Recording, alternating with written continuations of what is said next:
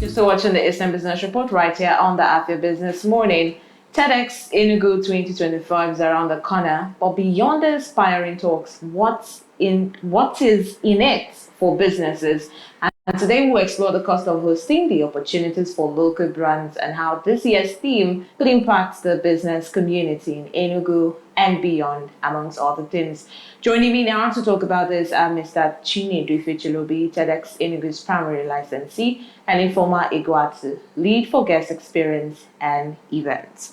You're welcome on the program. Thank you. Thank you. How are you It's both good to be doing? here. Well, we're trying. You can see the eyes are red. I can't see it. Oh well, you need to look a bit more She deeper. looks very beautiful. Have you seen her? Always, Okay. you can't scratch the surface when it comes to her. For people like us, we're glass. Okay, so Mr. Fichilobi, let's start with you. Mhm. What is TEDx about? For people that have not heard about TEDxENUGU, what's the difference between TEDxENUGU and the global TED platform we know about? Yeah. It's always interesting, to answer this question because truth is one of our main objectives for hosting this event, no matter how stressful it is year on year, is to bring more people across the line into the TEDx verse, into the TEDx universe, more or less, to understand what this thing, because it's an exciting world of ideas. TEDx has a mantra of ideas worth sharing, because the truth is, in our society, there are things that are happening deeply, at the depth of intellectuality, right? That most people don't understand, that most people don't know that's happening, right? And I always say that the people who lead communities, the people who lead societies, the people who birth greatness are the intellectuals, the people who birth the ideas, the innovation on which our civilization run on. You understand? But most of the times, those people are the quiet ones. They're not on social media. They are not in your face, more or less. They're not content creators. You understand? So TEDx is now on the platform that we bring these people on at the early stages of these ideas, or even at an advanced stage of the ideas, right? Where they now start telling you, about how they were able to birth greatness, or how they were able to catenate ideas that, making society move forward, or how, they cracked the code of success or development in a particular industry. So while you're sitting there, the questions, the missing links of your life is being pieced together, and you're understanding that you're gaining a great idea of how to move on from the rut you find yourself in, basically, just to inspire you, to more greatness than you have achieved. So it's for everyone. And, to answer the second question, it's a concept, an idea that was birthed in New York, in the United States, as per TED Global, and they had that for a couple of years, and it became a global phenomenon. People started getting interested about TED, about this platform where greatness is shared, where great ideas, are propagated, and everybody was wondering, okay, so what about us? Is it only the US? Is it only maybe when you take it to a part of a developed world and all that? What about Africa? What about Asia? What about, and then the owners of this idea decided to license individuals in different localities to now host this event under very strict guidelines. And that is the meaning of that X. X is people like myself, people like Ify, who are local organizers, who are not employees of TED or the owners of the TED brand, but who have been licensed under TED's strict guidelines to host a TEDx event in their locality, but in this case, our city, Enugu. Yeah, before we hear from Ifeoma, I'd like you to, take us back to how TEDxENUGU started. What was it like? How has it evolved over the years? Yeah, so TEDxENUGU was born in a hall inside TEDx Port Harcourt. 2017, I was sitting in a hall in Port Harcourt, and it was TEDx Port Harcourt at the time. It was actually my very first TEDx event, but I had this in my iPad at the time. I had the TED app, and I was watching, speeches, Chimamanda's Dangers of a Single Story, Malcolm Gladwell, or some of these great speeches. And I was drawn into the thing. It was beautiful. These speeches were for only 15 minutes, but in 15 minutes, these people delivered greatness. I found a lot of value in each speech. So I was thinking, maybe one of these days I'll find myself. And then I saw an ad for TEDx Port Harcourt, and I paid and attended that event. And as I was sitting there, a particular worry that normally had plagued my mind came up again and started nagging at me. What about the Southeast? What about the Southeastern youth who, does not have access to this thing? This is a great experience. This is inspiration. This is idea. This is a eureka moment, for basically everybody sitting in that room, and I said, what about us? And I said, well, if nobody is going to do it, then it has to be you. So I went on Facebook immediately, tagged about 3 of my friends and said, what about TEDx in Enugu the next year? And I left, I was living in Port Harcourt at the time. The following week or so, or month, I started applying for it, started going through the processes, got the license, and traveled and brought those friends together, and we created a team, and we held the first TEDx Bisala Road. That's what it was called at the time, because you're not allowed to host, you're not allowed to represent your city for the first time. You're allowed to gain some experience, go through more stringent processes before you can be allowed to host for your city. So we did 2018, did 2019, and then COVID came, and we did TEDx Bisala Road Salon 2021, and then in 2022, by that time we had graduated and then we applied for TEDxENUGU. From TEDx Bisala? Yes, from TEDx Bisala. Yes, and we're told to host the last TEDx Bisala Road, but an expanded form, because the other ones that are not city reps, you cannot host more than 100 people. Okay. So in 2022, we hosted an expanded form and gave ourselves 2023 to plan to host our city, because we didn't think it was just an anyhow event. So we decided that we were going to cook ourselves, incubate ourselves to host our city. And last year, a lot of people were saying TEDxENUGU was a big success. And this year, here we are again as TEDxENUGU. I heard about it. I wasn't there last year, but I heard about it. You need to be there this year. I'll try. Okay, Ify, let's hear from you. Let's talk about the theme. It says Kwichiri, yes, persist, insist, and become.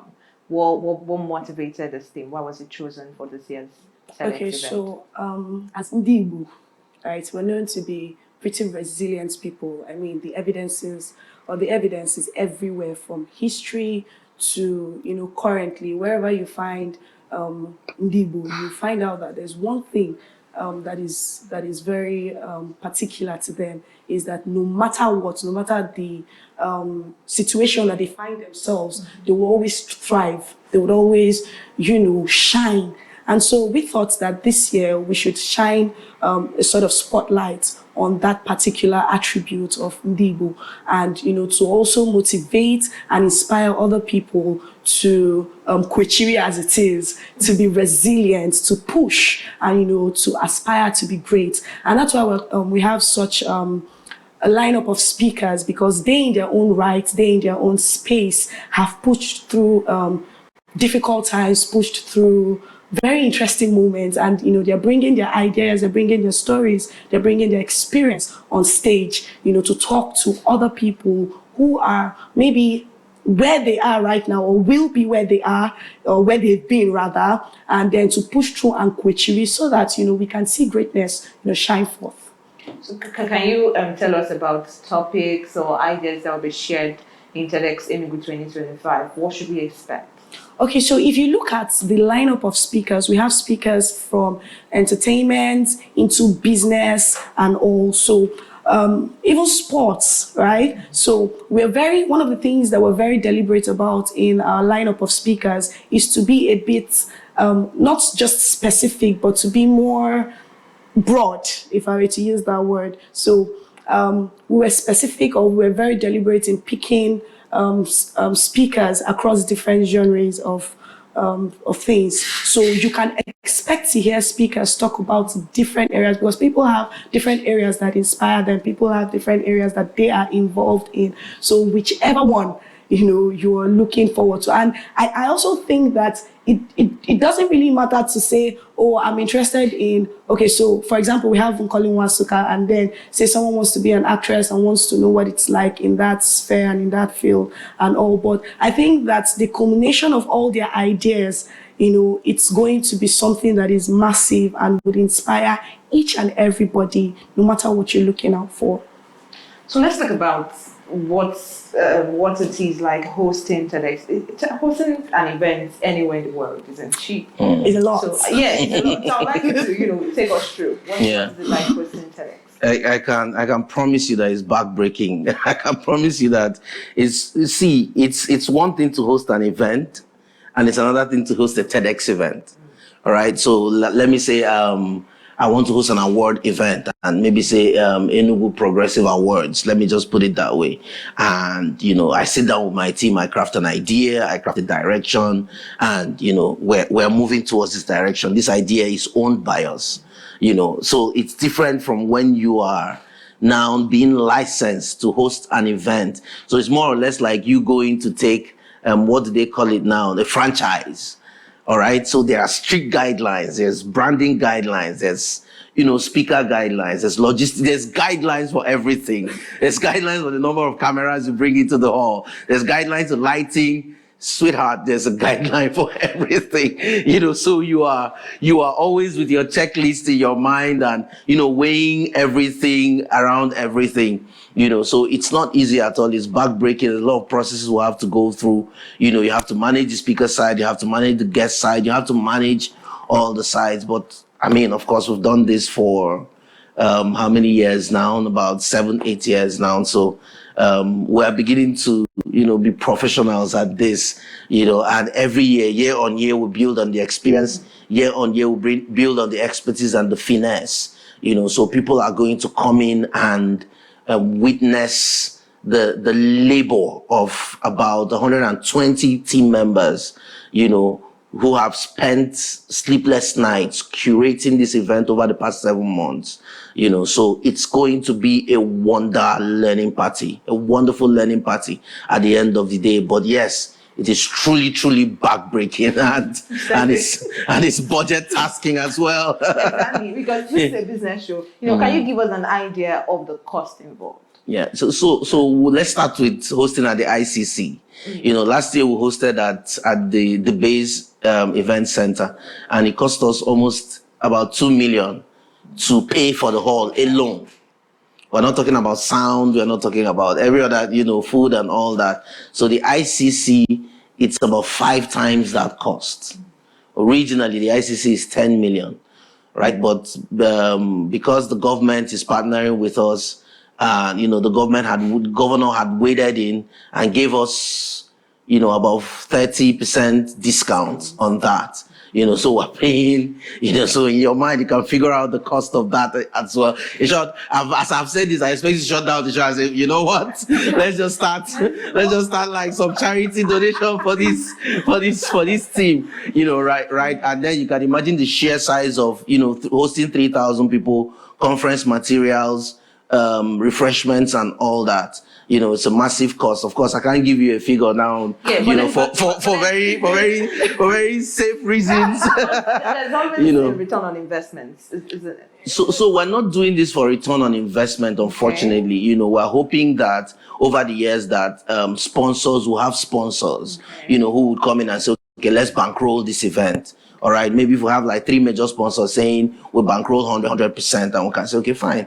We can now start talking about return on investment.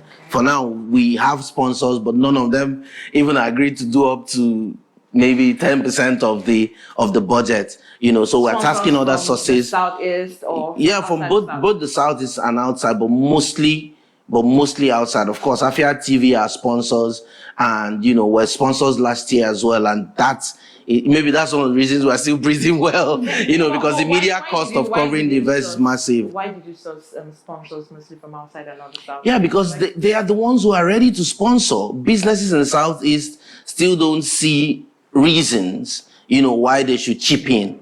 So what we mostly have are, national brands who now say, okay, fine, we have our sites on the Southeast, so we're ready to partner with you and be more visible within your hall and all that. And you can imagine that even when we're smaller, like TEDx Bisala Road, and we're hosting smaller events, nobody even looked our way at all until we started talking about numbers and all that. So it's quite a lot. That's part of the back-breaking process, I was talking to you about. So it's really tasking to even host an event in the Southeast, not to talk about the event of this magnitude of TEDxENUGU. But I believe we'll get there. I've spoke to many business people, business owners, event planners, and they say the same thing. Yeah. That brands in the Southeast do not like to sponsor or collaborate. What do you think the problem is? Is a mentality of individualism and it's short-sightedness.